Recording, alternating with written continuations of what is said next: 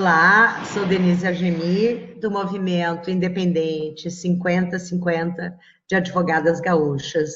Hoje conosco a nossa integrante, a Brenda IP, a nossa colega coordenadora também, Arícia Santos, e o nosso convidado é o Rafael Diogo dos Santos, mais conhecido como Rafa Rafuage. Rafa, vindo lá daquele menino que morava em Canoas, no território da paz, que começou uma transformação social, passou por diversos empregos e construções, até o Rafa de hoje, formado em Direito, rapper há mais de 15 anos, famoso, fazendo turnê pela Europa, pela América do Sul, e idealizador da Associação Cultural Hip Hop de Esteio. Quem é o Rafael Diogo dos Santos e o Rafa Rafage? Conta para nós.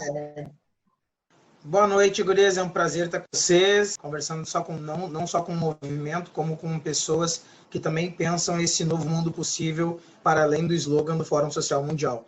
Eu sou Rafa Rafuage, nasci Rafael Diogo dos Santos, vim da minha mãe Odete Diogo, do meu pai Juarez Antônio e com muito companheiro nas lutas a minha irmã Natália Diogo, que também é socióloga.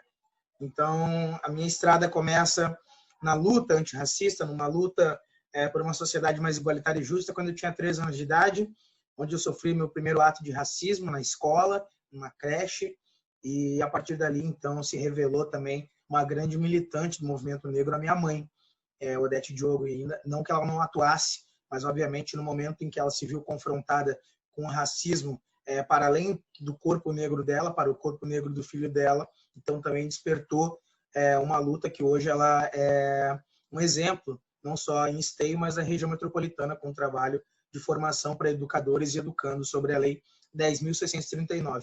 E a minha atuação na cultura hip-hop inicia em 2002, no ambiente escolar, e por isso talvez até hoje eu tenha uma ligação muito forte com palestras em escolas, shows, seminários, uma série de questões para educandos, por conta de eu ter tido esse início também no ambiente escolar.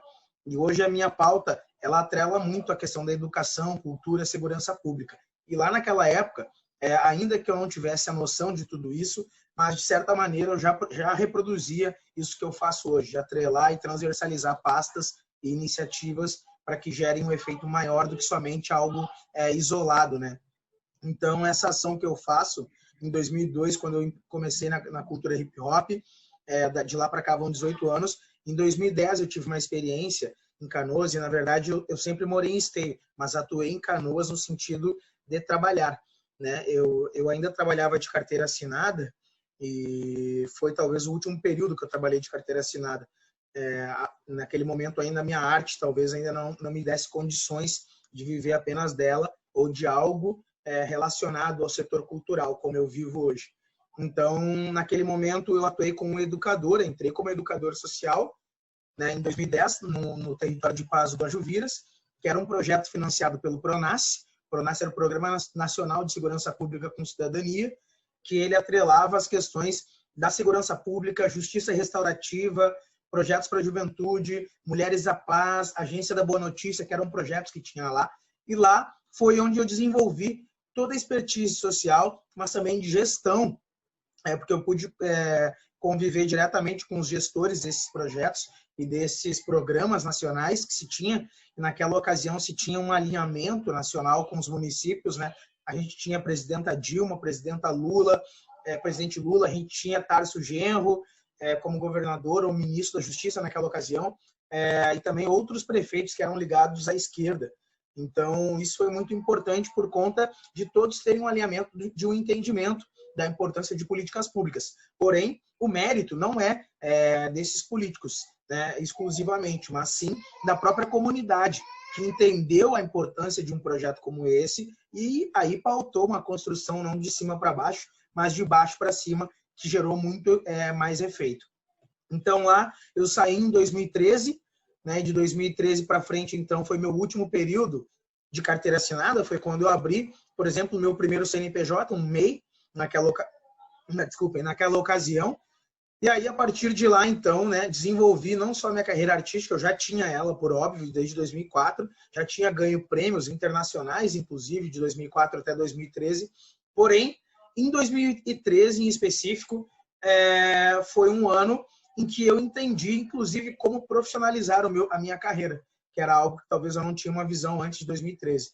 Então, de lá para cá, foi quando eu passei a viver única e exclusivamente da minha arte. Né? Então, o Rafael se desenvolveu assim, nesse ambiente de formação pedagógica dentro de casa. As reuniões do Movimento Negro se davam dentro da minha casa, isso foi muito importante, porque eu cresci nesse ambiente vendo homens e mulheres negros lutando por direitos, ainda que naquela época eu não entendia, mas eu estava sempre envolvido, passava da sala para o quarto, do quarto para a sala e via as conversas. Né? De alguma maneira aquilo ficou no meu subconsciente ou no meu consciente, e hoje, inclusive, quando eu estou buscando uma série de pautas e pautando uma série de questões, isso vem como um argumento, como um reforço, né, histórico, assim, para me poder enfrentar de maneira mais assertiva tudo que eu tenho feito.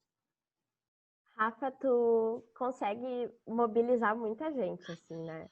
E aí eu queria saber, assim, o que que tu acha que tem em ti que faz tu conseguir mobilizar e chamar as pessoas para atuarem junto contigo? O que que tu interpreta como sendo algo que é teu, que dá efetividade para todos esses projetos?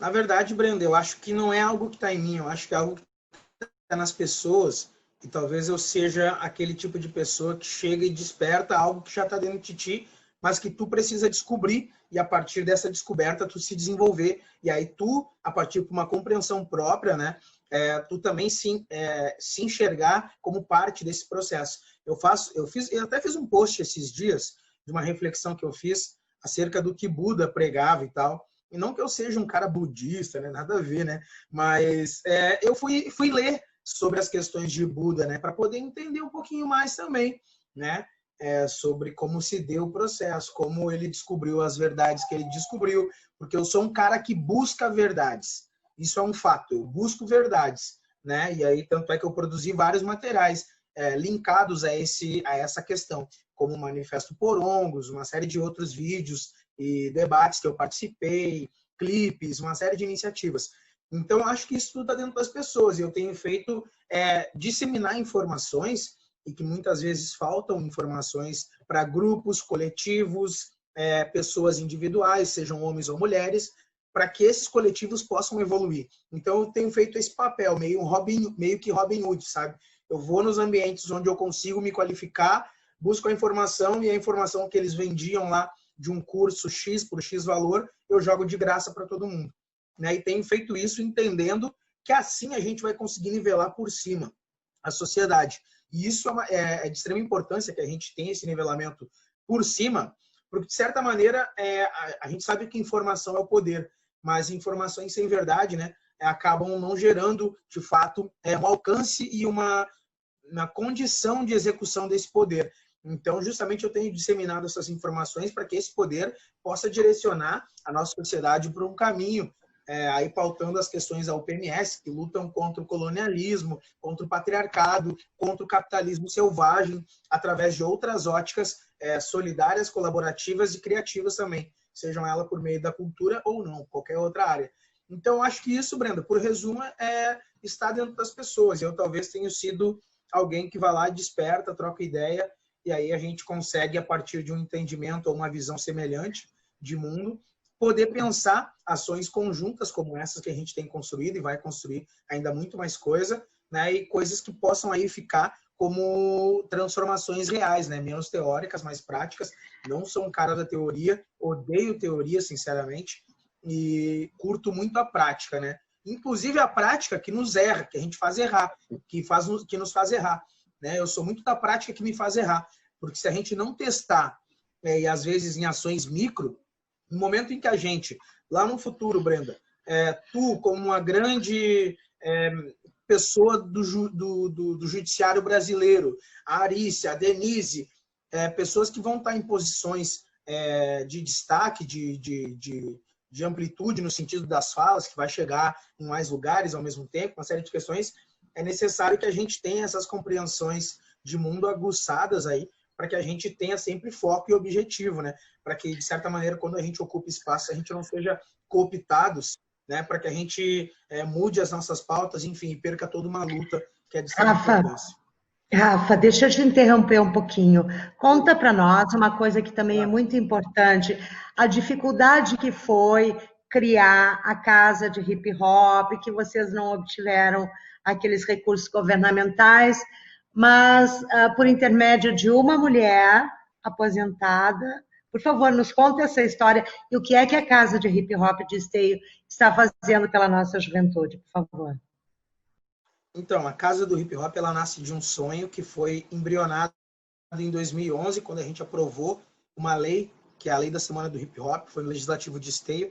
Essa lei, depois que a gente criou, ela serviu de exemplo para outras 7 cidades do estado. Eu viajei nessas 7 cidades, dialogando com o poder legislativo dos municípios, e a gente obteve êxito na aprovação. Né? E eu quero deixar claro que eu não era vereador, né? Eu nunca fui vereador, né? Sou sempre um cidadão da sociedade civil. Então, ainda que cidadão, a gente exerceu esse papel também de, inclusive, encaminhar propostas, né, de lei para os municípios. E não foi só em um, foi em 7. Então, o que eu quero dizer é que a casa ela nasce desse movimento. Em 2011, eu tinha, deixa eu ver, eu tinha 22 anos, se eu não me engano, e 22 para 23, talvez, bem mais jovem do que agora, né? Mas, naquele momento, em 2012, virando o ano de 2011 para 12, a gente, então, teve a ideia de fazer uma casa do hip hop. E se tinha compreensão que a participação política por meio da juventude, ela era eficaz, ela era assertiva. E nisso, a gente, então, foi participar em 2013 da consulta popular, que é aquele processo do orçamento participativo, né, que se tem aqui no estado, ou se tinha, não sei como é que está isso agora, e a partir desse processo se elencavam demandas na comunidade, iam para uma votação popular, e essa votação popular, se fosse expressiva, melhor colocada do que as outras, então se teria direito a X recursos que foram solicitados. Então a gente conseguiu encaminhar uma demanda de R$200 mil em 2013 para a construção de uma casa do hip hop. E a gente, incrivelmente, naquele ano, Denise, a gente fez 18 mil votos. Né?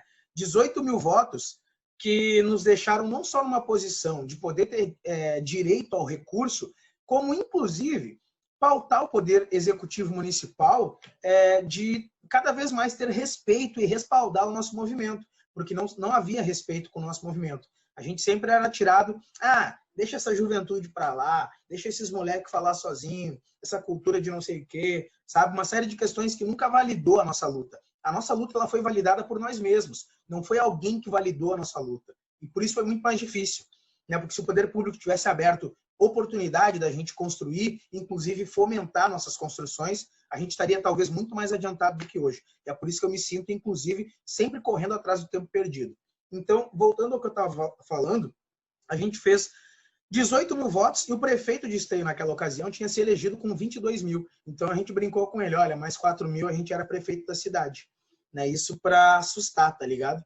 Né? No sentido dele respeitar mesmo. Né? Porque se ele se elegeu com 22 e a gente fez 18, se fizesse um trabalho bem feito, mais 4 a gente se elegia prefeito. Brincando, né? Mas para ele entender a força do movimento, a força de mobilização, de articulação que a gente tinha. E isso lá em 2013, né? Eu estou falando de 2013.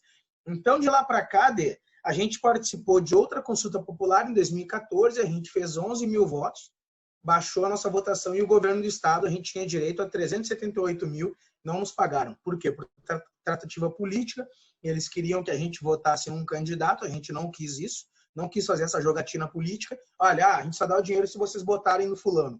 Não vou falar o nome do fulano aqui para não queimar o fulano.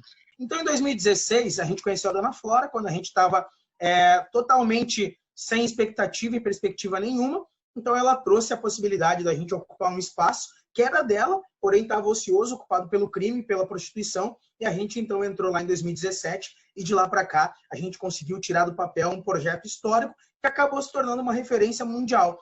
A nossa Casa do Hip Hop hoje é uma referência mundial, e eu não falo isso por achismo, falo isso por evidência, né? Que a gente trabalha com evidências, não com achismo. Então, a gente tem uma série de documentações que comprovam que a gente faz. Já temos conexões internacionais com a França, com outros, enfim, dezenas de países. E nisso, a gente hoje consegue desenvolver uma série de serviços que são estratégicos para o fortalecimento comunitário, mas mais do que isso, inclusive para uma organização comunitária para justamente evoluir nas questões que são as problemáticas das suas comunidades. A casa ela tem hoje uma biblioteca gigante, que inclusive nesse momento a gente está com outro projeto, que é uma geloteca, são as gelotecas, na verdade. A gente está distribuindo geladeiras grafitadas com livros dentro das cidades, e não só em Esteio, na região metropolitana inteira. A gente tem as oficinas 5 Elementos, que são oficinas de DJ, grafite, MC e dança. A gente tem um estúdio, que é gratuito para grupos gravarem, que também ensina produção musical. A gente tem uma quadra poliesportiva, horta comunitária que a gente está criando. Temos também espaço para eventos para 3.000 pessoas e a gente tem um programa que o nome é Hip Hop Alimentação, que já está chegando a 50 toneladas de alimentos doados desde agosto de 2018 até agora. Isso é muita coisa, se tu for pensar, 50 toneladas. Então, a gente desenvolve isso. Além disso, temos espaços de empreendimento dentro da casa, que geram renda, trabalho decente para mais de 50 mulheres. Então, hoje a gente tem essas frentes. Temos um container que também é para aluguel de empreendimentos dentro da casa. Isso também é parte da geração de receita. Temos uma serigrafia, temos sala de cinema, sala multiuso, ateliê de grafite, atendimento psicossocial dentro da casa gratuito para as comunidades. Então, são uma série de serviços que também são transversais uns com os outros e acabam aí fortalecendo todo esse projeto que eu acabei de falar. Muito bacana esse projeto. Parabéns, Rafael Diogo dos Santos, ou então Rafa Rafuage. Eu gostaria de solicitar que tu fizesse assim uma reflexão final, que infelizmente o nosso vídeo já está se esgotando o tempo, né? Faz a tua reflexão final, principalmente referente ao que tu espera para a sociedade e o que tu entende de importante para a mobilização de toda a sociedade. Obrigado, Arícia. Foi um prazer estar com vocês.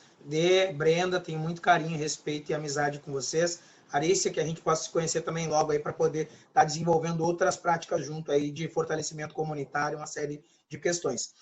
Eu acho que a reflexão que fica é a gente pensar na possibilidade de criação de um plano de década. E um plano de década voltado às periferias. Obviamente linkado com agendas internacionais, como as ODS da ONU, os Objetivos do Desenvolvimento Sustentável, ou também pegando pontos aí, talvez, sobre a década internacional do afrodescendente, que também foi instituída pela ONU de 2015 a 2024, porém, até hoje, a gente não viu ações efetivas sobre as pautas. E a partir da construção de um plano de década para as periferias, a gente possa, sim, pensar em objetivos macros a partir do diálogo. Eu tenho como meta de vida, até 2030, dialogar com a metade do continente da América do Sul. E isso, obviamente, a gente vai ter que criar janelas de oportunidade para que esses diálogos aconteçam, né? Porque não há como a gente pensar...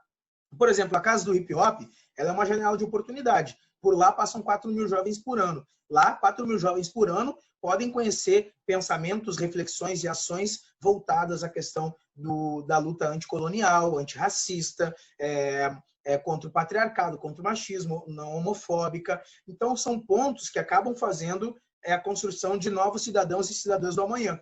E isso é um ponto que eu faço uma reflexão comparado com a geração anterior da minha, não anterior, uma geração inclusive bem mais velha do que a minha, mas anterior no sentido do poder, né?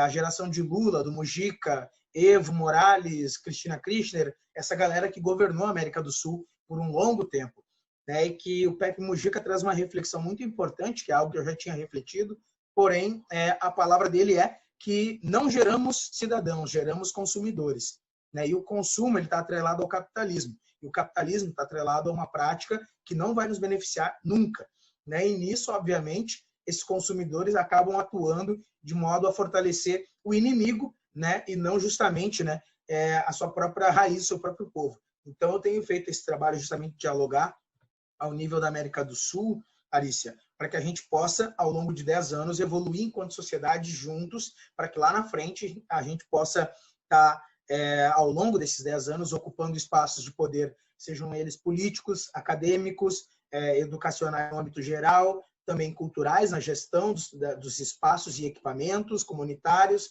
sejam eles em outras pastas que são também consideradas estratégicas. E para isso é necessário que a gente comece a dialogar mais, que a gente comece a conversar mais, interagir mais. Obviamente, né, temos uma série de diferenças, mas é indispensável que essas diferenças não se sobreponham a um ideal humanitário, né, sobre o bem comum que o Papa Francisco fala. Então, a gente tem que pensar como, a partir dessa proposta de um plano de década, poder construir quais seriam os objetivos e esses objetivos serem aí tirados como práticas a serem desenvolvidas. Muito obrigada por toda a tua explanação, que foi em pouco tempo riquíssima, não tão somente para nós que estamos participando deste vídeo, mas acredito que se propagará para outras pessoas que ainda vão vir a assistir este vídeo. Agradecemos, já faço o convite em nome do movimento para que você se una a nós, certo? Este foi mais um vídeo do Movimento Independente de Advogadas Gaúchas e até a próxima.